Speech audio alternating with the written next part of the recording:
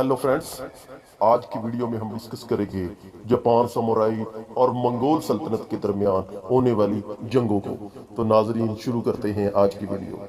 सबसे पहले हम जानते हैं कि ये समुराई कौन थे। नाजरीन, समुराई जापानी जंगजू जात से ताल्लुक रखने वाले अरकान थे। समुराई की इस्तिलाह असल में इशराफिया के जंगजुओं को जहर करने के लिए इस्तेमाल की गई थी, लेकिन इसका इतलाक जंगजू तबके के इन तमाम अरकान पर होता है जो 12वीं सदी में इक़्तिदार में आए और 1868 तक मेजी की बहाली तक जापानी हुकूमत पर गलबा हासिल किए रखा। नाजरीन, अब शुरू करते हैं हम बाकायदा तौर पर इस वीडियो को कि जापान पर मंगोल हमले कैसे, कब और क्यों हुए। नाजरीन, जापान पर मंगोल हमले जो 1274 और 1281 में हुए, वो बड़ी फौजी कोशिशें थी जो युहान खानदान को कुबलाई खानदान ने कोरियाई बादशाह गोरियो को वसाल्डम के हवाले करने के बाद जापानी जजीरा नुमा को फतह करने के लिए की। बिलाखिर नाकामी हमले की कोशिशें तारीखी अहमियत की हामिल है, क्योंकि इन्होंने मंगोल की तोसी पर एक हद मुकर्रर की है और जापान की तारीख में कौम की वजाहत करने वाले वाकयात के तौर पर दर्जा बंदी की है। नाजरीन, 1231 और 1281 के दरमियान कोरिया पर मंगोल हमलों की एक सीरीज के बाद गोरियों ने मंगोलों के हक में एक मुआहदे पर दस्तखत किए और जगीर रियासत बन गई।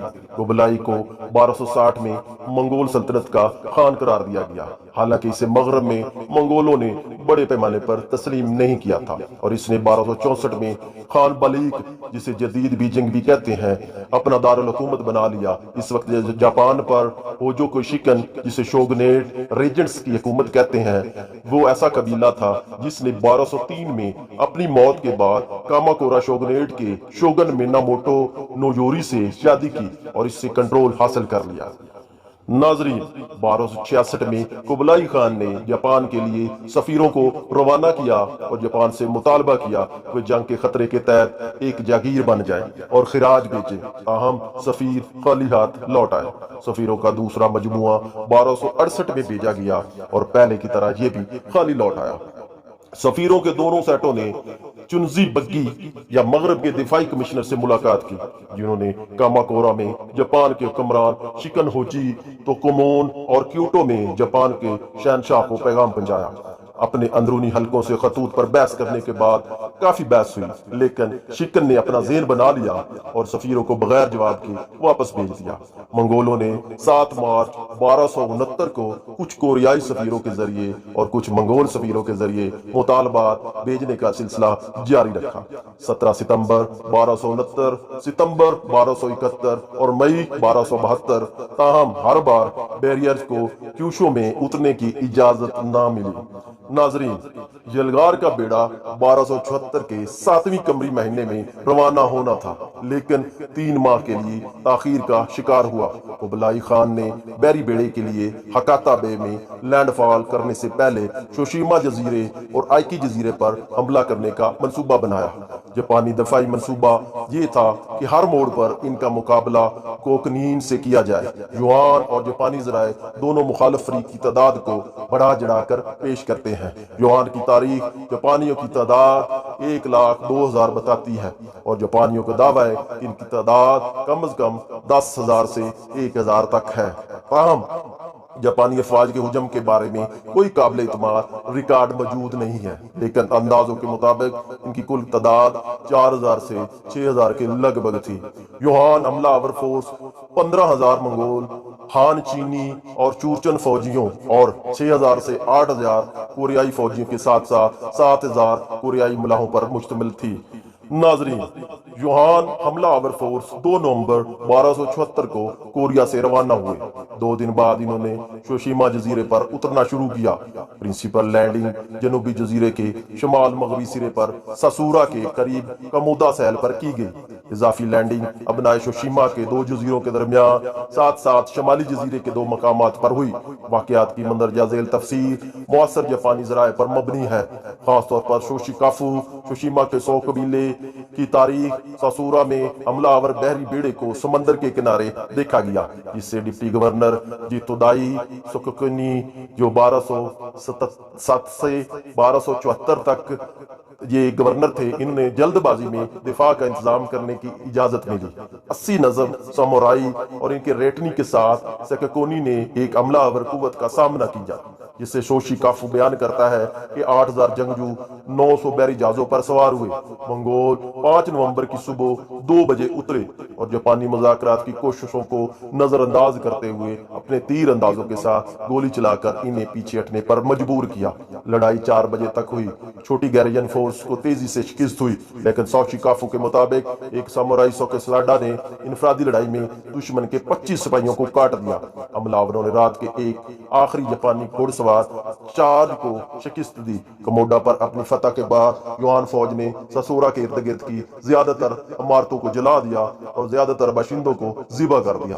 انہوں نے شوشیما پر کنٹرول حاصل کرنے میں اگلے چند دن لگائے۔ ناظرین، یوان کا بحری بیڑا 13 نومبر کو شوشیما سے روانہ ہوا اور آئکی جزیرے پر حملہ کیا۔ سوکوکنی کی طرح آئکی کے گورنر ٹیرا گگیٹرا اس نو نے بھی 100 سامورائی اور مقامی مسلح آبادی کے ساتھ رات کو اپنے قلعے میں واپس گرنے سے پہلے ایک پرجوش دفاع کیا۔ اگلی صبح یوان کی فوجوں نے قلعہ کو گھیر لیا تھا۔ گاکے تاکا نے اپنی بیٹی کو قابل بھروسہ سامورائی سوزابورو کے ساتھ سیل کے خفیہ راستے پر چھین لیا، جہاں وہ ایک جہاز پر سوار ہو کر مین لینڈ کی طرف بھاگ گئے۔ ایک گزرتے ہوئے منگول بحری بیڑے نے ان پر تیر چلا کر بیٹی کو مار ڈالا، لیکن سوزابورو ہکاٹا بے تک پہنچنے اور ایکی کی شکست کی اطلاع دینے میں کامیاب رہا۔ گاکی تاکا نے اپنے خاندان کے ساتھ خودکشی کرنے سے پہلے 36 مردوں کے ساتھ آخری ناکام چھانٹ ماری، ان میں سے 30 جنگ میں مارے گئے۔ جاپانیوں کے مطابق منگولوں نے پھر عورتوں کو پکڑ لیا اور چھریوں سے ان کی ہتھیلیوں پر وار کیا، انہیں بھرونا کر دیا اور ان کی لاشوں کو اپنے جہازوں کے اطراف میں باندھ دیا۔ ناظرین، یوان کے بحری بیڑے نے سمندر عبور کیا اور 19 نومبر کو کیشوکے کے قدیم انتظامی دارالحکومت زرائفو میں تھوڑے فاصلے پر ہکاتا بے میں اترا۔ اگلے دن بونوئی کی جنگ لے کر آیا، جسے ہکاٹا بے کی پہلی جنگ بھی کہا جاتا ہے۔ جاپانی افواج غیر جاپانی ہتھ کنڈوں سے بالکل ناتجربہ کار ہونے کی وجہ سے منگول کو فوج کو پریشان پایا۔ یوان کی فوجیں نیچے اتری اور ایک گھنے جسم میں آگے بڑھی جو ڈھالوں کی سکرین سے محفوظ تھیں۔ انہوں نے اپنے قطبی بازوں کو مضبوطی سے بھرے انداز میں چلایا، جس کے درمیان کوئی جگہ نہ تھی۔ جب وہ آگے بڑھے، انہوں نے موقع پر کاغذ اور لوہے کے سانچے والے بم بھی پھینکے۔ جاپانی گھوڑوں کو خوفزدہ کر کے جنگ میں بے قابو کر دیا۔ جب ایک جاپانی کمانڈر کے پوتے نے جنگ کے آغاز کا اعلان کرنے کے لیے تیر مارا تو منگول ہنس پڑے۔ لڑائی صرف ایک دن تک جاری رہی۔ لڑائی اگرچہ شدید تھی لیکن غیر مربوط اور مختصر تھی۔ رات کے وقت یوان کے حملہ آور فورس نے جاپانیوں کو سیل سے دور کرنے پر مجبور کر دیا تھا اور دفاعی افواج کا 1/3 ہلاک ہو چکا تھا۔ انہیں کئی کلومیٹر اندر لے جایا گیا تھا، ہکاتا بے کو جلا دیا تھا۔ جاپانی بیزوں کی پانی کے قلعے پر آخری کھڑے ہونے کی تیاری کر رہی تھی۔ ایک زمینی کھائی کا قلعہ جو 664 کا ہے، تاہم یوان حملہ کبھی نہیں ہوا۔ 3 کمانڈر یوان جرنیلوں میں سے ایک لیو فوکسکیانگ یوپک یونگ کو پیچھے ہٹنے والے سامورائی شونی کاگیسو نے چہرے پر گولی مار دی اور وہ شدید زخمی ہو گیا۔ لیو نے دوسرے جرنیلوں ہولڈن اور ہانگ ڈیگو کے ساتھ اپنے جہاز پر واپس بلا لیا۔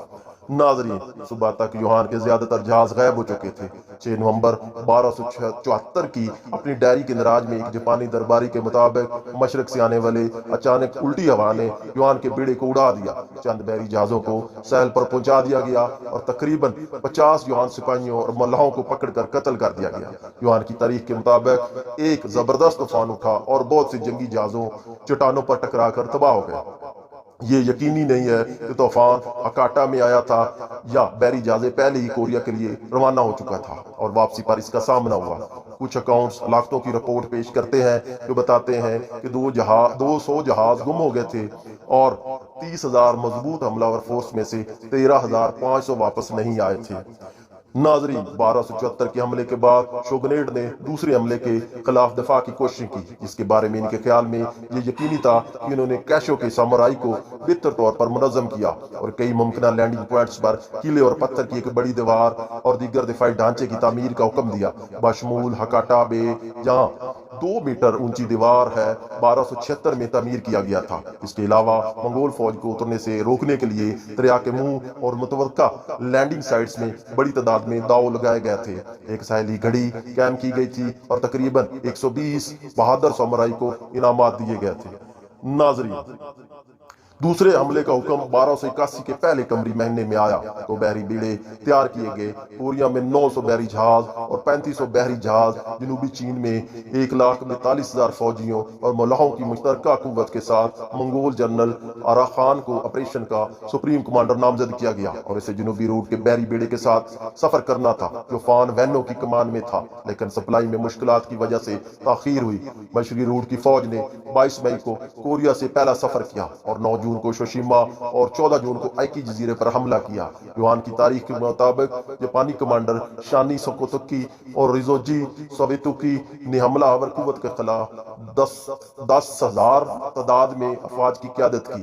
مومجوئی فورسز نے اپنے آتشین ہتھیار چھوڑ دیے اور جاپانیوں کو بھگا دیا۔ اس عمل میں سوکوٹوکی مارا گیا، 300 سے زائد جزیرے تباہ ہو گئے۔ فوجیوں نے بچوں کو ڈھونڈ نکالا اور انہیں بھی مار ڈالا۔ تاہم یوان کی تاریخ جون میں ہونے والے واقعات کو جولائی میں ہونے والے واقعات کی لڑائی کے بعد ملاتی ہے، جب شونی سوکوٹوکی دراصل جنگ میں گرے تھے۔ ناظرین، مشرقی روٹ کی فوج کو جنوبی روٹ کی فوج کا 21 میں انتظار کر رہے تھے، لیکن ان کے کمانڈروں ہانگ ڈنگو اور کم بنگ یونگ نے حکم کی نافرمانی کی اور خود ہی مین لینڈ جاپان پر حملہ کرنے کے لیے نکل پڑے۔ وہ 23 جون کو روانہ ہوئے۔ 2 جولائی کو جنوبی روٹ کی فوج کی متوقع آمد سے ایک ہفتہ قبل مشرقی روٹ کی فوج نے اپنی افواج کو آدھے حصے میں تقسیم کر دیا اور بیک وقت ہکاتا بے اور ناگاٹا صوبے پر حملہ کیا۔ مشرقی روٹ کی فوج 23 جون کو ہکاتا بے پر پہنچی۔ وہ شمال اور مشرق کی طرف تھوڑے فاصلے پر تھے، یا ان کی فوج 1274 میں اتری تھی اور در حقیقت جاپانیوں کی طرف سے تعمیر کی گئی دیواروں اور دفاع سے پرے تھی۔ کچھ منگول بحری جہاز ساحل پر اتر آئے، لیکن دفاعی دیواروں سے گزرنے میں ناکام رہے اور تیروں کی گولیوں سے بھگا دیے گئے۔ سامورائی نے حملہ آوروں پر دفاع کرنے والوں کی لہروں سے حملہ کرتے ہوئے انہیں ساحل کے سر سے انکار کرتے ہوئے فوری جواب دیا۔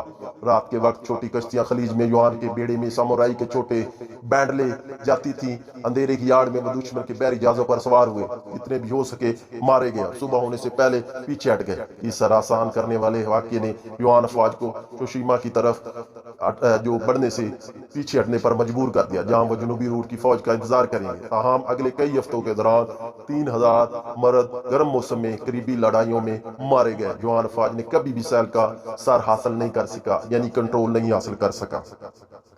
25 جون کو 300 جہازوں نے ناکاٹو پر حملہ کیا، لیکن انہیں بھگا دیا گیا اور انہیں ایکی واپس جانے پر مجبور کر دیا گیا۔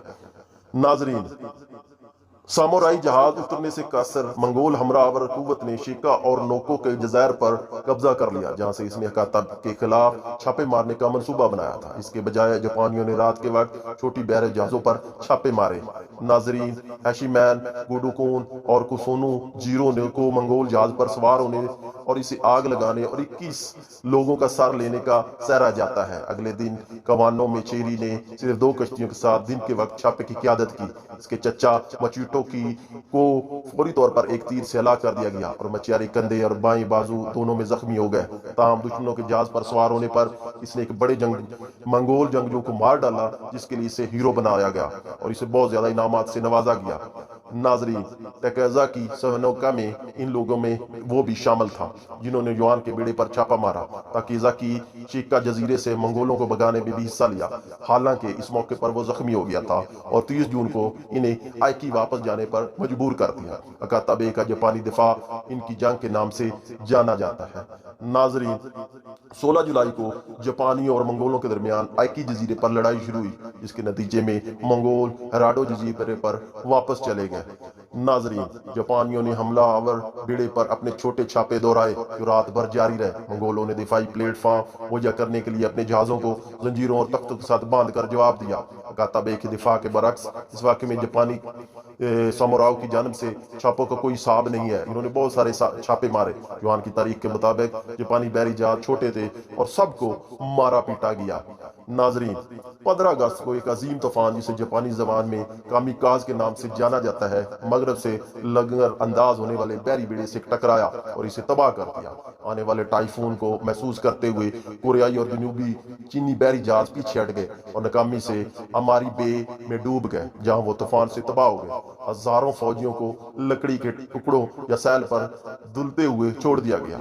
जापानी मुआवजों ने जनूबी चीनियों के अलावा इन तमाम लोगों को मार डाला जिन्होंने इन्हें महसूस किया और जापान पर हमले में शामिल होने पर मजबूर किया गया था। एक चीनी जिंदा बच जाने वाले के मुताबिक टाइफून के बाद कमांडर फान वीनू ने बेहतरीन बकिया बहरी जहाजों को चुन लिया और रवाना हो गए, जिससे 1 लाख से ज्यादा फौजी हलाक हो गए। ताकाशिमा जजीरे पर 3 दिन तक फंसे रहने के बाद जापानियों ने हमला करके 10,000 लोगों को कैद कर लिया। इन्हें काटा मुंतकिल कर दिया गया, जहां जापानियों ने तमाम मंगोलों को, कोरियाई और शिमाली चीनियों को कत्ल कर दिया। जो जनूबी चीनियों को बचाया गया लेकिन इन्होंने गुलाम बना दिया गया। नाजरीन, 1 सितंबर 1281 कलीदी शिकस्त खोरदा होने के बाद मंगोल सल्तनत ने अपनी ज्यादातर बहरी ताकत खो दी। मंगोल बहरी दिफाई सलाहियत में नुमाया कमी, कोरिया जो हमले के लिए जहाज साजी का इंचार्ज था, बहरी जहाज बनाने की अपनी सलाहियत और समंदर के दिफा की सलाहियत से भी महरूम हो गया, क्योंकि लकड़ी की एक बड़ी मिकदार को काट दिया गया। दूसरी तरफ जापान में कोई नई हासिल शुदा जमीन नहीं थी, क्योंकि ये एक दिफाई जंग थी, इसलिए कामाकोरा शोगनेट जंग में हिस्सा लेने वाले गोक नेन को इनामात नहीं दे सकते थे और इसके इख्तियारात में कमी आई। बाद सूरत हाल का फायदा उठाते हुए वोको में शामिल होने वाले जापानियों की तादाद में इजाफा होना शुरू हो गया और चीन और कोरिया के सैलों पर हमले तेज हो गए। जंग के नतीजे में चीन में ये जापान पड़ी कि जापानी बहादुर और मुतशद्दिद हैं और जापान पर हमला बेसूद था।